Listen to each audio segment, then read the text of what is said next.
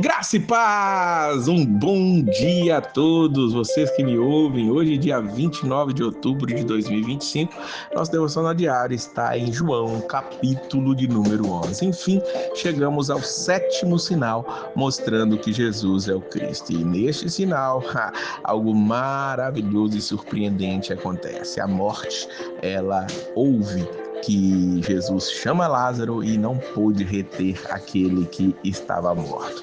O versículo 1 diz para nós que Lázaro estava enfermo, um homem chamado ali de Betânia, aldeia de Maria e de sua irmã Marta. E Maria era aquela que tinha ungido o Senhor com ungüento, e ele tinha enxugado os pés com seus cabelos, cujo irmão Lázaro estava enfermo. Veja que a ideia de Maria ter feito isso tinha se espalhado já. Jesus tinha dito que aquilo que ela tinha feito seria contado em todos os lugares, e realmente é um dos fatos que são retratados em todos os evangelhos.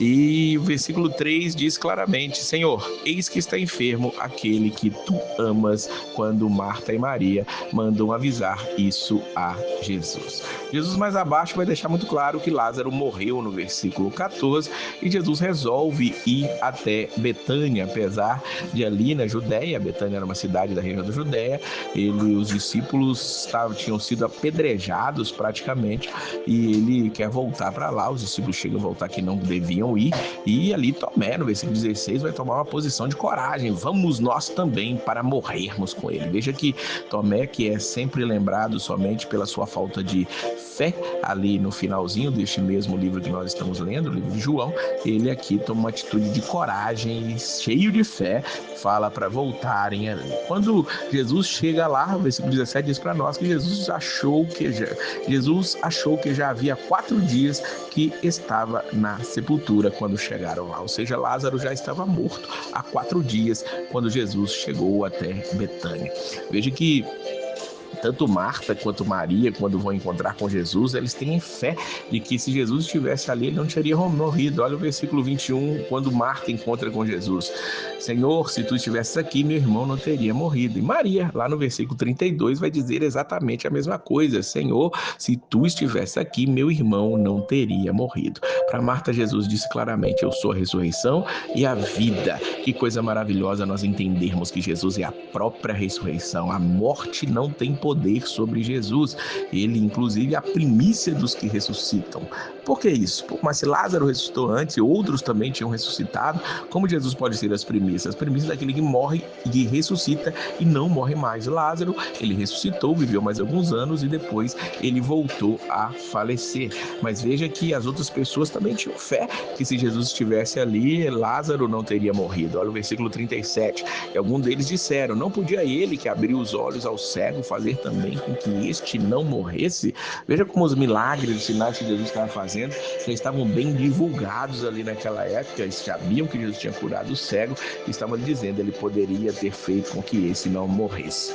Quando Jesus chega até o sepulcro, ele clama em alta voz: Lázaro, venha para fora, diz o versículo número 43, e o 44 nos mostra que o defunto sai, todas tendo as mãos e os pés ligados com faixas e o seu rosto envolto no lenço. Disse-lhe Jesus: desligai-o e deixai-o ir. Os mortos eram ali meio que mumificados, no sentido de enrolados, não no sentido de embalsamados, mas ali eles eram enrolados ali com faixas, com panos, e Lázaro sai dali todo enrolado. Imagina a comoção maravilhosa que deve ter sido aquilo ali ter acontecido. Um homem já sepultado há 4 dias, todos de luto, chorando, Jesus chega e ressuscita. Mas veja que espiritualmente é a mesma coisa que acontece conosco.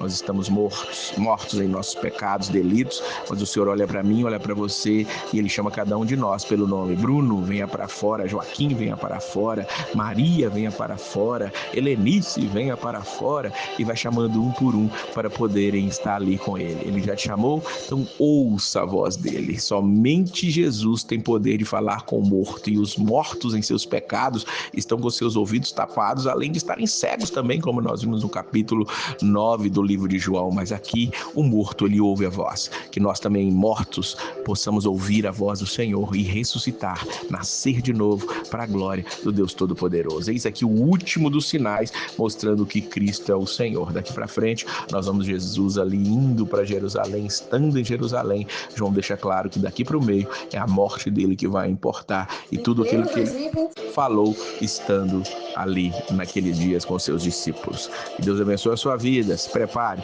para os momentos finais da vida de Jesus. Ainda essa semana e semana que vem estaremos falando sobre isso. Que Deus possa te abençoar sempre e a paz do Senhor.